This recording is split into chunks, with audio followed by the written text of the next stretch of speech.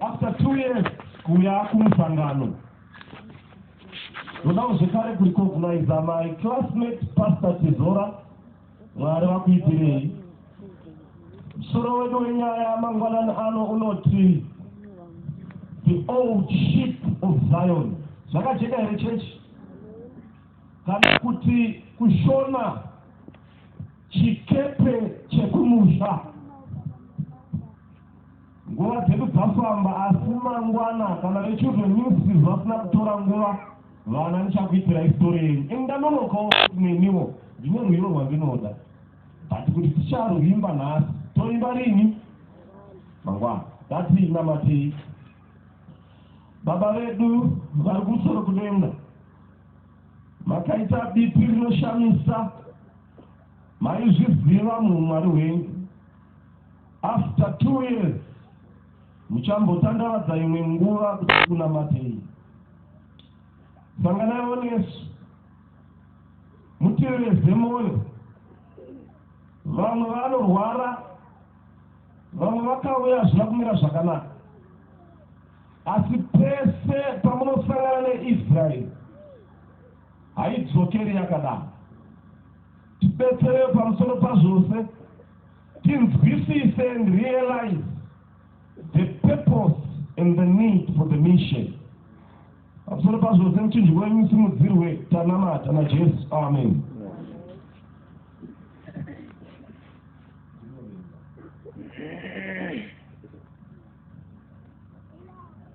Nokokai kuna Acts chapter 27. Acts chapter 27.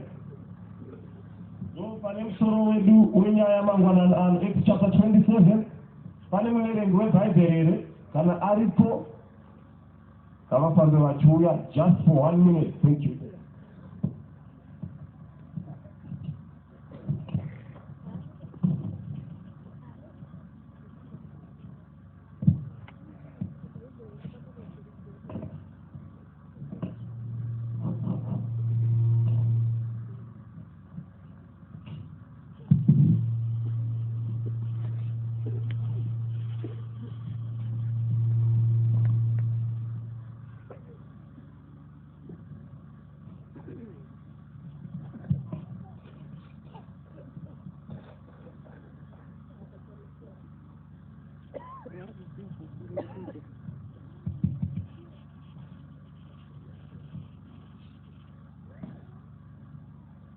Corinthians chapter 10 verse 11 and Romans chapter 15 verse 4. Tiiverengerei toda kunzwa dingindira remusoro wedu wenyaya vachiverenga 1907 kuEurope kune maengineers akasimuka vakatanga kuruka chikepe nyaya inoiziva. Company is the White Line Star Company. My think tanks and my engineers, my carpenters and my captains of the sea, rasina kumboita ma accidents mkatimela mekungwa wakanga walipo ese ma professionals wakasanga wakatanga kugadzira a ship kureba kwechikepe chakanga chakareba 269 meters.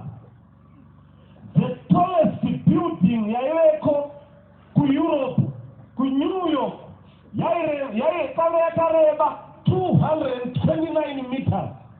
Saka hakuna chinhu chakanga chakavakwa panyika kupfuura shipi yakazopiwa zita ramadonhurirwa kunzi Titanic. Chakanga chaka pahama zvekare 227 meters. Chaitakura vanhu 3000. Chikepe ichi chaive nemaleya 9 madheka maleya aikwidza achienda muchadenga. From the 6th layer ndopaigara varombo, 7th paigara the middle class, the 8th layer yaigara the rich, the bourgeoisie. Samunoti mbinza mazuva ano pamusoro-soro ndopaimirwa vanhu vachiona kuti how are we moving? Kwaikwirwa vapfumi chete. Saka this was the ship. Vapedza kuzasi kweship kwave nemadoors ainzi mawater magnetic doors. Madoors echikepe aya aive nemacompartments makamuri aisensa mvura. Kana mvura ikauya madoors aivhumbamira chikepe, hakuna mvura yaipinda. Saka vanga vakaita inonzi plan B kuti kana chikepe chikatsemuka,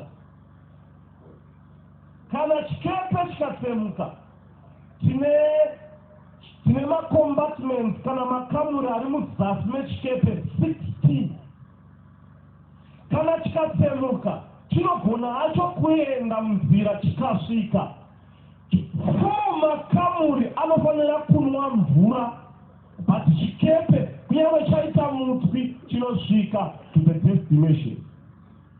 Saka vafavheya vafamba nacho chikepe vanoti, even God cannot sink this ship. 10 April 1912 panozara vanhu votenga matiketi vononga munzira. So vakanga vakazara in the 6th decker. These were prisoners dzaive nhapwa vaendwa navo kupi kueurope kunoshanda kumaplantation, but vakanga vari in the 7th and in the 8th vaienda for luxury and for business. Vanoonekana nehama dzavo, we are now going to the promised land. Baba chikepe chinosumuka through the Atlantic Ocean chosumuka in England nguva dza2 p.m. muSouthampton. Hecho mukati menzira vashamarari vave pamudenga vainzana Harold Jack Phillips. Paisangoita vashamarari vasingazivi zvavanoita. They needed to entertain the passengers. Vachiritsa mimani chikepe chichienda, chikepe chichimuvha, ma-engineers ari kuzasi achitarisa, is there anything chiri wrong? Vaifara, vaigocha, vainwa, chikepe chichinanga munzira.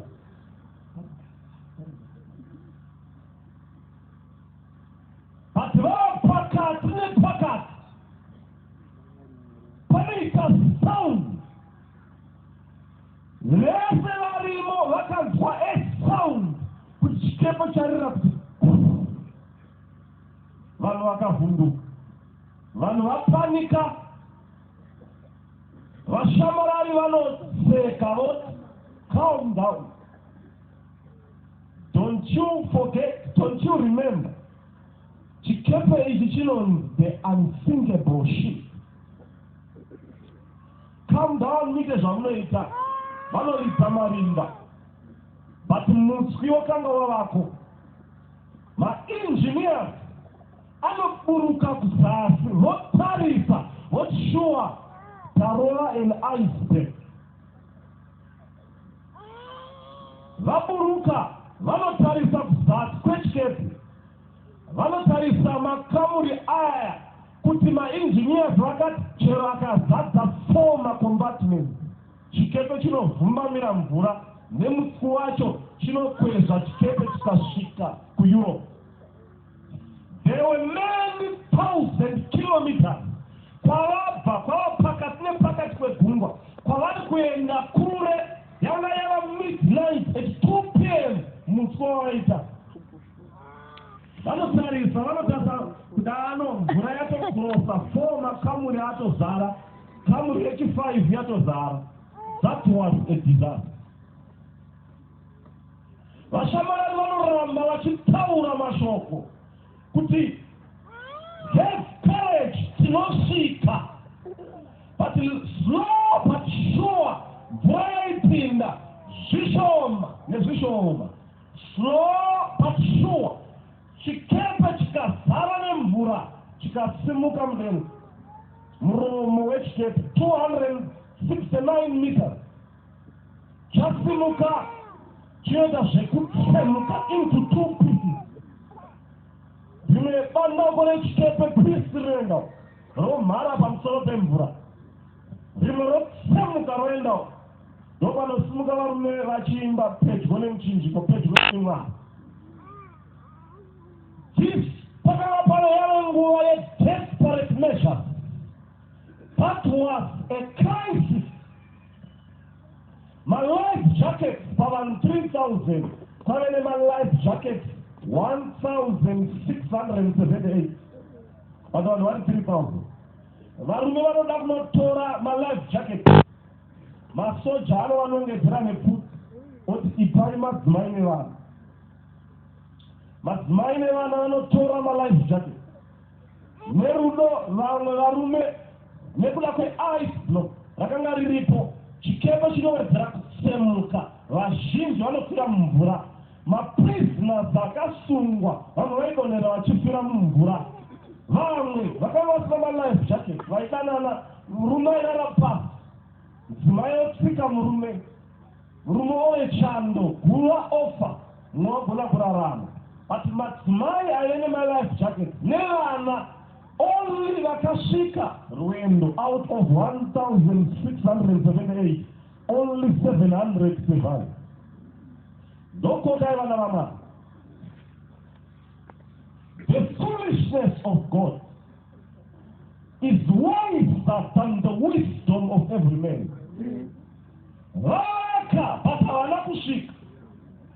But mukaverenga zvakanaka, Genesis chapter 6, Noah an amateur aisaziva engineering, aisaziva zvese, built an ark yakasurviva for 40 days. Through the storm, mabwe achitsemuka, because there was God's hand mukati mekugadzira chikepe chakasurviva the storm. But chechi yaMwari yanhasi inofananidzwa nechikepe chinosvika kupi? Chinosvika kumusha. But fananidzo yeIsraeri yekare yakafanana nefananidzo yeIsraeri yanhasi. The Exodus movement is similar to the Advent movement iri kurarama nhasi. Saka toda kuziva kuti Israeri payakararama muchikepe chekare, matambudziko yakasangana nawo, does Advent movement faces the same challenges. Acts chapter 27 verse 10 and 11 inoti kudii? Verse 10. Verse 10. Akati kwavari, varume, ndinoona kuti rwendo rwedu ruchava nokutambudzika nokurasikirwa kukuru. Yes. Zvisani zviri zvomutoro nechikepe bedzi. Yes. Asi nokoupenyu hweduwo. Yeah. Verse 11. Asi mukuru wezana wakaterere mufambisi wechikepe nomwene wacho kupfuura zvakarebwa naPauro. Yeah. Verse 2. Yeah. Nokuti Testimonies volume 5 page 75. I have been shown that the spirit of the world is leavening the church. You are following the same path as did the ancient Israel. History repeats itself. Eleanor Janot, ndakatarira ndikaona mweya wenyika wakamouta the ancient Israel uchaputira the Advent movement as we near the close of time. Paul akasungwa ari muchikepe, anoti bound in chains. Varume, mberi kwatinoenda kune njodzi kwete yedu toga. Even the ship is at crisis. There are challenges along the way. Kana muchikwanisa kudya, idyai nhasi, mberi kwatinoenda hamukwanisi kudya. Airereko po chechi yaMwari. Paul mberi chikepe hakuwazi kuinguwa yekudya. It will be a disaster. Ndoda kutaura neni nasi. Kana kuine nguwa yekufista paBhayibheri nespirit of prophet ndinasi. Mberi kwatinoenda, time for feasting, time for Bible study, nguva yekuvakurudzwa kwecharacter, nguva yekuremember mapromises of the Bible. Tichasangana necrisis along the way. Kana tisina kudya, tisina kusimbiswa neBhayibheri, we shall be casualties along the way.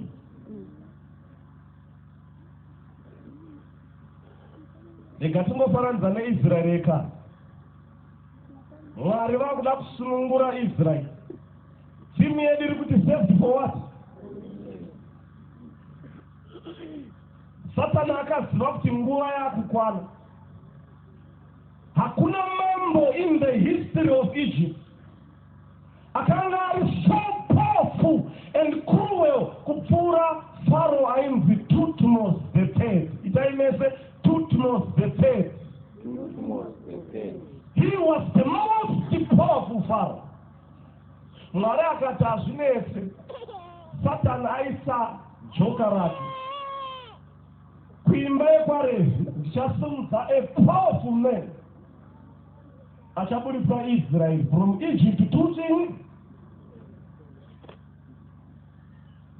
everyone pabasa rake set for mission was strategically positioned for mission.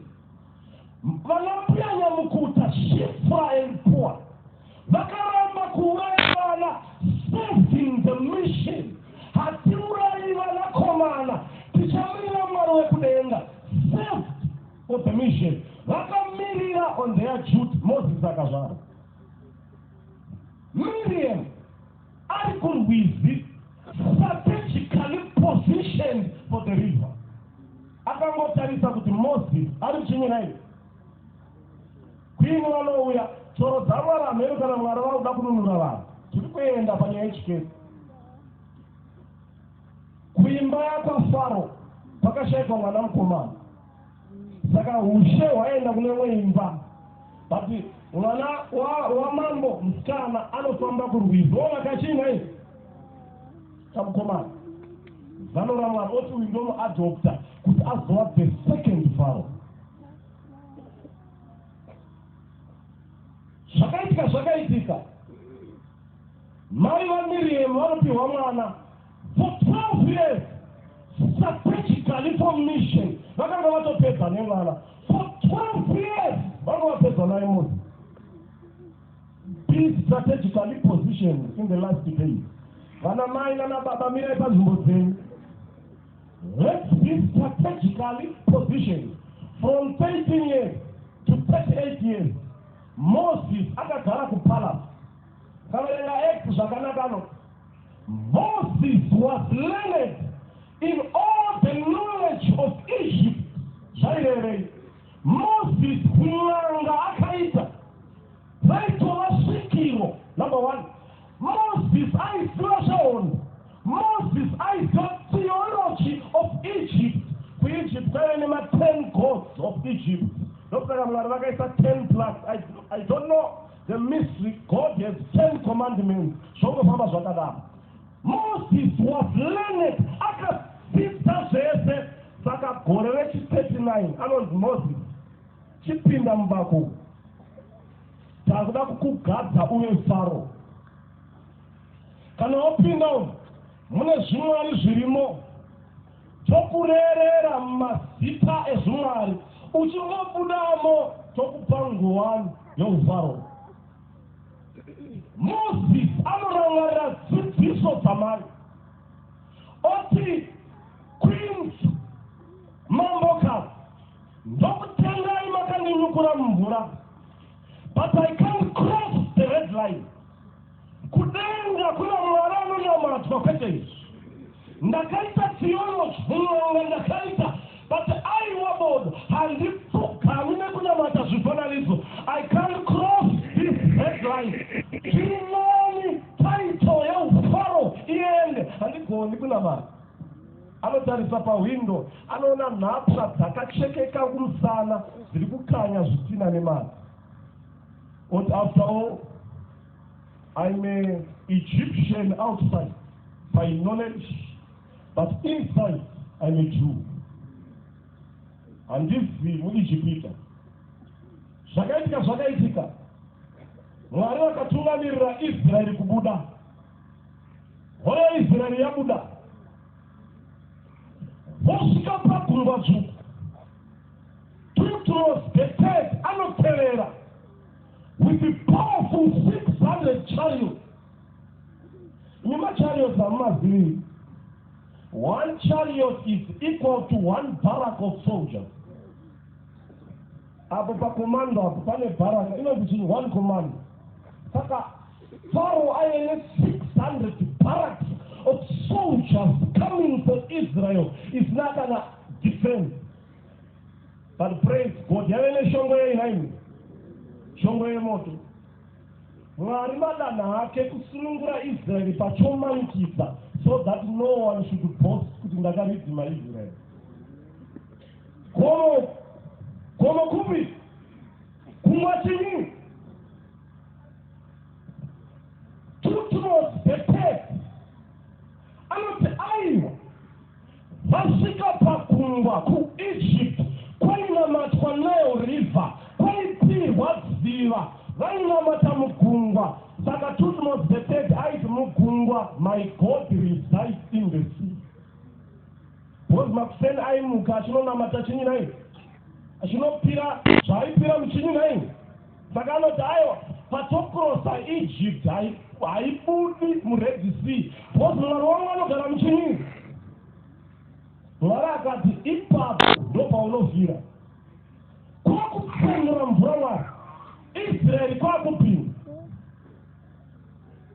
But ngoro dzatutmos the third dzinonyura in the midst of the sea. Tete miremo wembarwiyo. But Israeri yainamata kungwa zvekare because vainave nechinamato cheEgypt. Vakati vachikrosa mumwoyo mavo vakati kana Moses akakonerwa kuti leader to Egypt, there is a God in the sea atiridhima. But pilari patinayo saka chero zvikanesa tichadzoka tonamata chinyi naini Red Sea.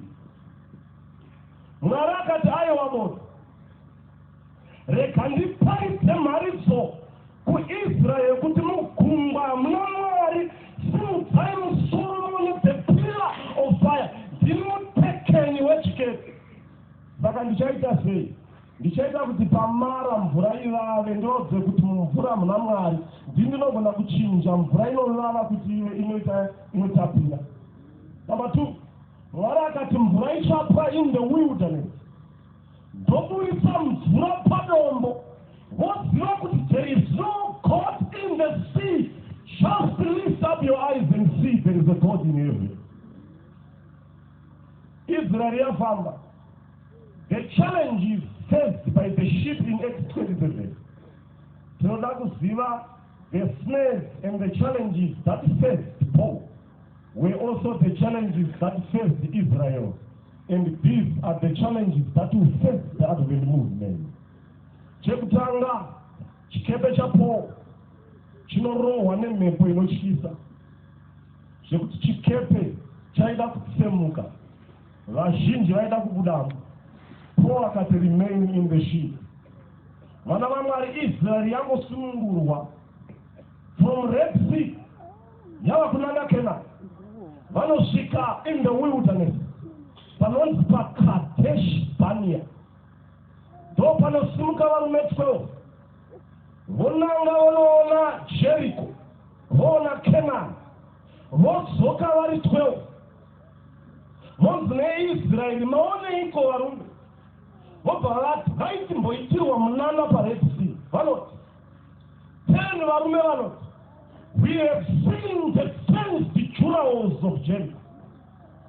Zvonzi maonei, we have seen the giants yevana.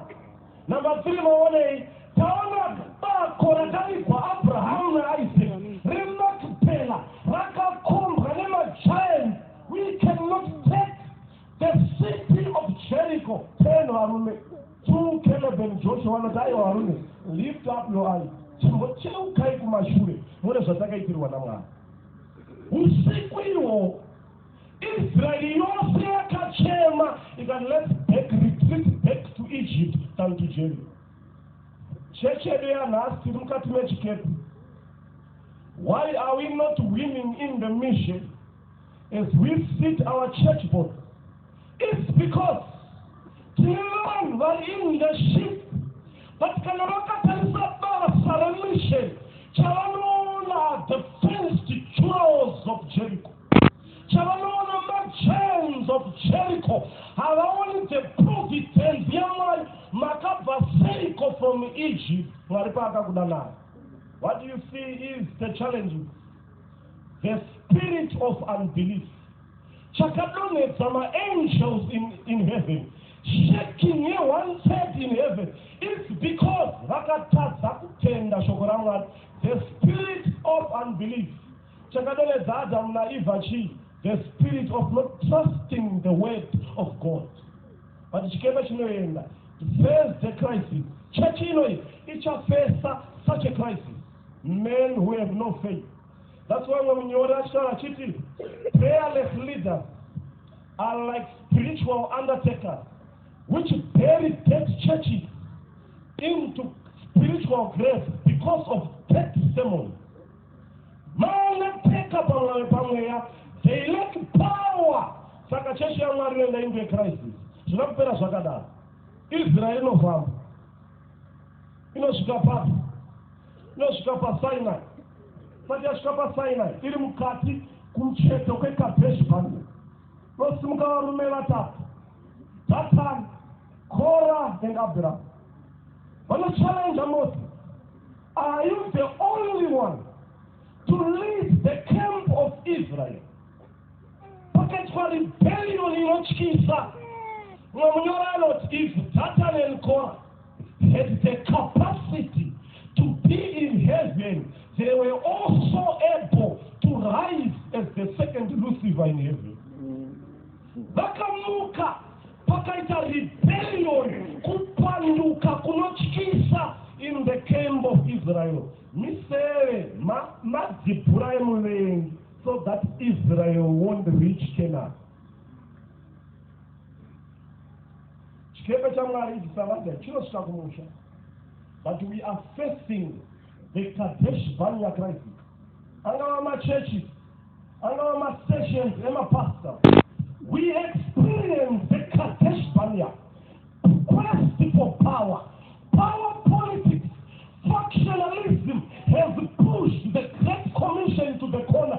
It's because these are the winds of church, of the devil pushing the sheep not to reach home. One on just but remaining the sheep. This is the sheep that will reach home. The patterns and the corners will rise in the movement just but a little while remain in the sheep. This is the sheep God has ordained to reach Canaan. Because of power angles, it began in heaven. It is the quest for power.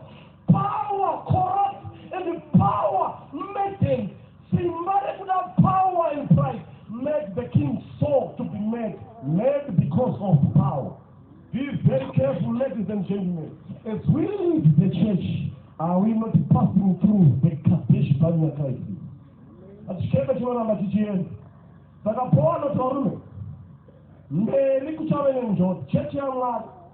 This is the ship that will face the winds of shaking along the way. Vanosvika paSinai. Mwari ava pamutemo. But muzasi megomo. Mashure remujinga. Kuti Mwari pauzima. Akafunga chisero pamusoro pegomo.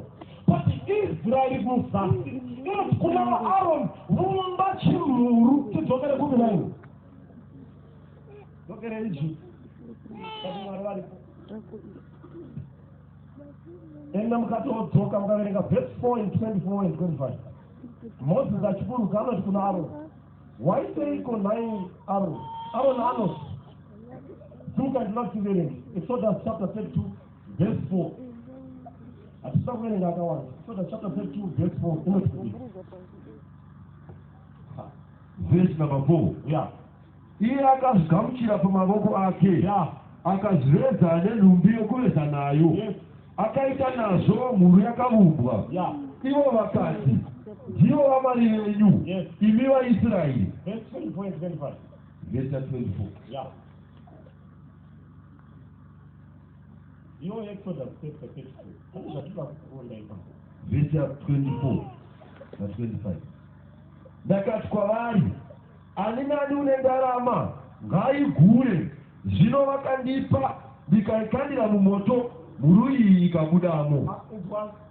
ichokwadi here chirikutaurwa naAroni ari kuti vakandipa zvino ndikakanda mumoto handina chakakaneka mhuru yakangobuda ndizvo here chechi zokurodza izvesi verse 24 iri kuti kudii verse 24 yeah ndikati kwavari ani nani une ndarama ngaigure zvino vakandipa ndikaikandira mumoto handina kuveza ini ndikaikandira mumoto mhuru iyi ikabudamo.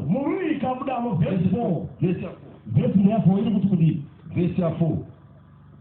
Iye akazvigamuchira pamaboko avo akaita sei akazviveza nenhumbi yekuveza nayo. avakuvezere naIsraeri but Moses aburukano varume waiteiko naAroni the high priest Mwari vari pauzima iwewe wasara naIsraeri anoti aiwa vandipa zvindori ndakanda muchoto chimhuru chikabuda. Just before Jesus comes, we will have leaders who are men pleasers, not standing for God. Chavanoda is the price and power for position, not for the principles of God. Zobatsirei nai elder, nai madhoka, church body yese kavakurutirwa kuvarusina. We have Aaron leaders. Chavanoda, it is the constituents of God. Ndokusaka muchinyarara chitema chichiitika ndikazotsura October to December, they won't elect me as a leader. What should I do? Let me put issues under the carpet so that vachandiona is a good and faithful leader. Israel Pura, we are facing the crisis. Wazauda ukwana vanosvika pashitimu, vanosvika pachinyi. If we are talking church, we are right at shitting. Kutaura kwandiri kuita, we are at what? Pashitting. Vaiona Louisville Jordan, mawedzi achirova, vachitobatana maoko kuti we are almost to home. Pakonei, vachiona the jewels of Jericho.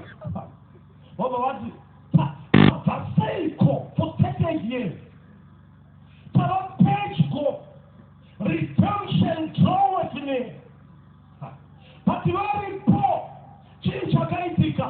Balaam, I even the prophet of God. Balaam. Not Balaam, I am Protonga. But aka joina kano nekuda man. Nekuda chini. Akati kumamoa. Kuti Israel isauke pamberi pamwari isaiva kana vasina kupfeka. Vafambe pakati pezvikoma. Muone zvinoita.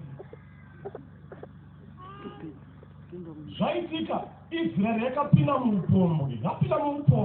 Number 2, vakanoita sei? Vakanoshumira zvimwari. Mwari vari. Number 3, mukomana anonzi Zimri, mwana wekwaSimeoni, anonotora musikana anonzi Kosi. Mwari achirova nedenda. Publicly anotora his girlfriend, a Moabite, kuda kunorara naye mutende pamusangano wematumba. Patiri patava panotyisa. We have Balaams in the church, powerful men, preachers and musicians. Vanema zita makuru, whether elders in the church, that have become balanced enemies of the church. Vazhinji have jumped the ship vari kujoina mamwe mamovement vachiti SDA is Babylon. Iwewe mwana wamwari, just but remain in the ship. This is the ship that will reach home. Vamwe vati iyi chechi haina mweya, inonamata zvakatonhora. This is the ship that will reach home. Remain in the ship, don't move out. Chogumbo rikavava, kensa ikabata, zikasvika kugura, just but remain in the ship to reach Canaan. I'm reminded in the 19th century, we have powerful theologians who became balanced in church history. History will repeat itself. Now, I'm not going to say that Desmond Ford, Ballinger, Robert Brinkman, Deacon Wright, Vesara, Vakarwa, not the voice of God. Vakasigila church,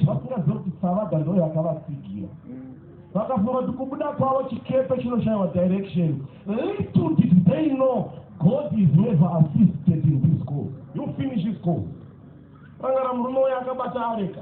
He sought to assist the ark of God. God is never assisted in his course. He can finish his mission.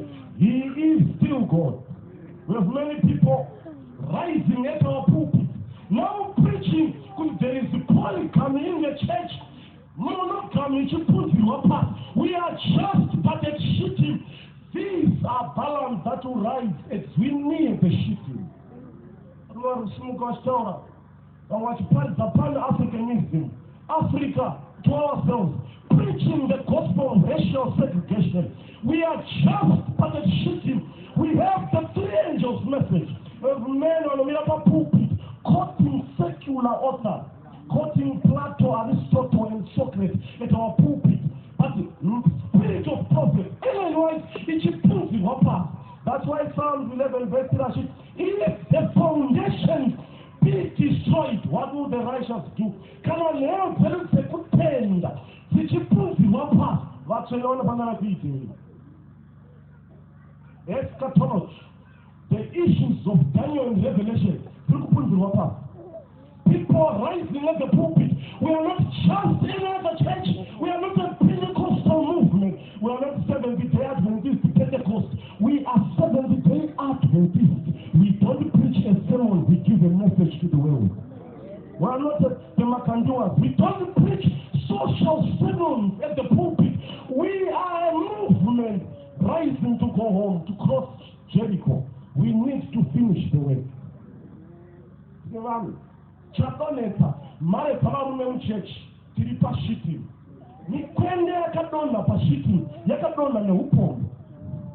Chitemai, echimekiro yoburisa, herald yoburisa, chatisheta simbachi, the quest for a tauta, chatelisha stella church. We are just but a shittim, remain in the church. Don't move from this ship. Chero elta, chero toka slita. Vakaita upombwe. Chero chechi zikamurirwa pasi. Ramba uri muchijezi. Amen. Sakuda chikepe. Chatipeka simbachi. Chatinunota. Could receive a blessing at Jericho Chi. Is it because we have accounts in the church? We have accounts. Ordained pastors, ordained elders and deacons. We have accounts in the church, but I want to remind you, it's just but a little while. All casualty, it's shifting. Mare salarume wasina kudonda neondo yala amare. Varume wasina kuchemera shuta. Varume wasina kuchemera mvura mara. Vakadonda na masimara. Mukaye munurume muka. Mukaye munurume chini. Rumalu Solomon. Akaona moto uchiburuka. Anamata. Shekaina chimara. Patroni ya mwana. But because of women, akafuratira sanctuary. Watabale wakavu. Lokaona mkoma. The devil will use the best arsenal and shoot you. All the leaders. Tambula, Sunga, Huro, Vaise, Uraya is in the because my leaders, I can't keep much of a shooting. Are you a faithful leader? Exodus 27 verse 4. Paul, chikeba chichifamba, chikeba chinoshika, zvavanoita munzira, chikeba charo nemepo vanoti toita sei uri paiwiti iri muchikepe muikandire papi chikepe chirege kuremerwa. Handina kuona kana chikepe chichifamba chine maanchors ndizvo tambo dzinenge dziri kunze dzinoita chikepe chive nestability. Saka vanodambura maanchors tambo chikepe chive nechi but little did they know kuti paienda chikepe chaienda paidira dzimbi makungwa mairi. Mukaverenga zvakanaka vanonyora vanoti pane Durban kusouth panodira makungwa mangani ipapo mvura yacho haibatani but pane violence yemvura ndopakapinda chikepe. Chikepe chasvika ipapo chakatsemuka into pieces. Hamuna zvamanzi chatsemuka. Paul akasungwa mbira dzakona anoti 9 akanga akasungwa he had the vision that kunyange ndakasungwa nhasi but mbiri ndichasunungura. Tine vanhu nhasi muchechi vakasungwa marriage yakaoma basa una zvinhu zvakaoma. You are poor but remain in the church bound in chains. You reach your down. Nosvika kumusha chikepe chatsemuka. Masoja anoti ngatibaye vanhu vafe but Paul anoti hold on varume, hongu chikepe chatsemuka. Anogona kushambira ngashambire, asingagoni kushambira batirira but the pieces of the ship. Usabata ndege dzakaora mumvura unonyura. Tarisa zvipenga zvechikepe chavabva nazvo. Vese vakabatirira vakasvika kumauta. Chechi yaMwari nhasi tiri pashipping. Signs of the world. Tarisa news nhasi zviri kuitika kweso world news. We are going for the new world order.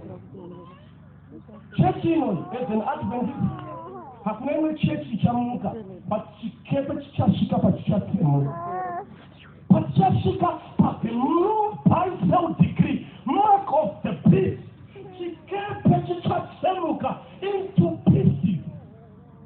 Nene yangu mumwe nemumwe kana chatsemuka batirira pazvipenga zvechikepe. We still believe in the 10 S's of Adventism. We still believe in the sanctuary. Still believe in the state of the dead. Still believe in the signs of his coming. Still believe in the spirit of prophecy. Still believe in the signs of his coming. Still believe in the substitutionary sacrifice. We still believe in standards regarding grace, entertainment and marriage. These 10 S's kana zvarema muone crisis batirira pazvipenga. Tichiri kutenda musabata, tichiri kutenda muspirit of prophecy. Muchashambira and cross the mark of the beast. Paul achisvika achingosvika pamauta anorumwa nenyoka, but arumwa nenyoka haana kufa kwakanaya tumupinda mbuya. That was the end of the journey. Tichingosvika just but crossing, we will receive the latter rain power. Mweya mutsvene uchadururwa on the faithful saints, and God will seal his deal. First come first. Pastor Mosby, you don't buy a special call. Varipo vakaremerwa nematambudziko. Zvinoita sekunge Mwari waIsraeri hakuna ariko. Aripo anorwara pano. Aripo ane marriage into the crisis. Remain just but in the ship. Mwari vanotitira zvakanaka. Imi vakadaro ndoda kuti mufambe kuno toda kumeka a special prayer.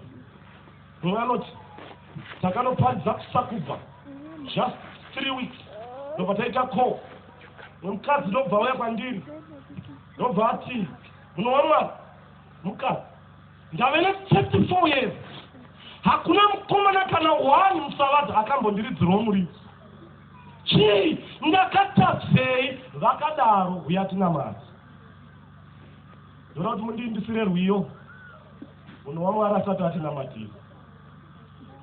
There is still power in the church of God. Remain in the sheep. No ari muchikepe vanhu vaiseka kuti mvura yacho haina kunaya wani. But little did they know after 7 days. Mvura ichaita sei? Imeji iri kuvava ramba uri muchikepe 7 days ikapera mvura inonaya yemhinduro. Vakadaro famba, demonstrate your faith. Wakamborasika muCovid iwe. Iwe unopaziva uyatina Mwari. Unozviziva you have a certain situation uyatina Mwari.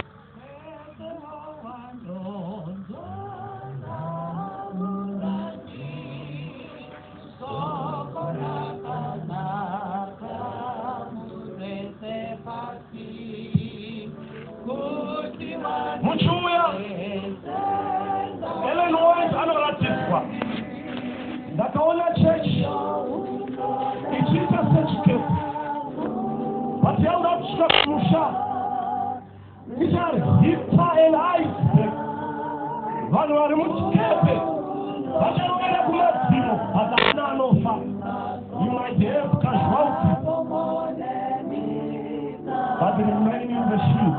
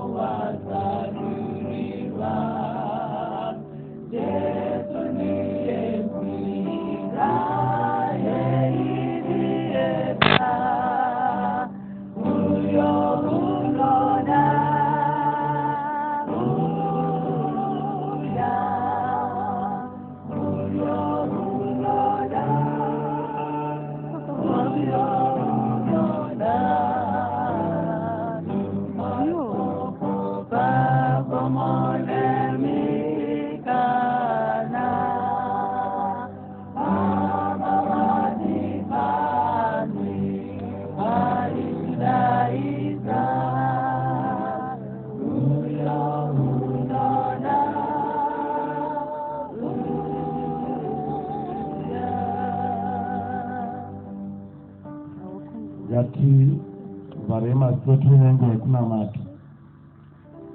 Vari baba muripo kumusoro kudenga kumushawa tinodisisa. Tinokutendai nekutaura nesu nenzira yakatsanangurika. Tinokutendai nekuve pamusangano uno. Tinokutendai nekutimirira pano after makore mazhinji tisipo. Tinoda kuuya pamberi peuso hwenyu tichizvikumikidza mukati meruoko rwenyu. Tiri mukati mesangano renyu. Taikumbira kuti mutisime takasimba. Tirege kuzungunuswa nezvichasangana nesangano renyu. Tinokumbira kuti tirambe takatesera kukumirirai. Mugadzire nekutirongedza panzvimbo idzo tisingazobvutiwi newakaipa. Tinokumbira Mwari kuti sangano renyu chero rikavhuvhutwa, imi Mwari murambe makabata, makabva naro kure zvikuru. Hamugoni kurirega richivhuvhutwa kusvika raparara. Richagona kuchekwa kuita zvipenga zvakawanda. Asi tinokumbira kuti mumhepo huru ine simba vanhu venyu varambe vakatarisa kwamuri. Pamacrisis ose atingasangana nawo taikumbira kuti misheni yenyu irambe iri pamwoyo yedu. Sesangano renyu tifudzei mutichengete, musatendera umwe wedu kurasa mawaymarks. Tirambe takatarisa kwamuri, tisesedzei mutirwire parwendo irworwo. Tinokutendai Mwari neava vasimuka vakauya kuno kumberi. Sanganai neumwe neumwe wavo pazviso zvemwoyo yavo. Musatendera kuti imuri pano muvaregera vachidzokera vakadaro. Zvose zvanga zvichinetsa, zvose zvanga zvichivashungurudza, zvose zvavakashuwira ngazviitike nekuda kwesimba renyu. Mubvise zvinetso zvose nezvigozheri. Musangano uno uve ne-marked difference mukati meupenyu hwavo. Tokutendai nekuti imi munoziva zvose zvavasimukira. Taikumbira kuti Mwari muvaitire zvamunoitira shamwari dzenyu, muvaitire izvo vasingagoni kuzviitira, muvaitire sekugona kwenyu saMwari. Hamuna kumbodaidza vanhu vakadzokera vakadaro. Taikumbira kuti ivava muvaitire sekugona kwenyu. Ivai nemurandarume wenyu Pastor Kanhimba, muvakomborere zvikuru, murambe muchivarodzera kushanda mukati mebasa renyu. Murambe muchivazadza nemweya wenyu, muchivapa mamessages achatibatsira pamusangano uno. Nevamwe vatauri vose vatungamirirei musangano uno wakakomborerwa nekuda kwepresence yenyu. Tinokutendai nekunzwa munamato wedu naJesu Namati. Tenda kuti matinzi. Amen.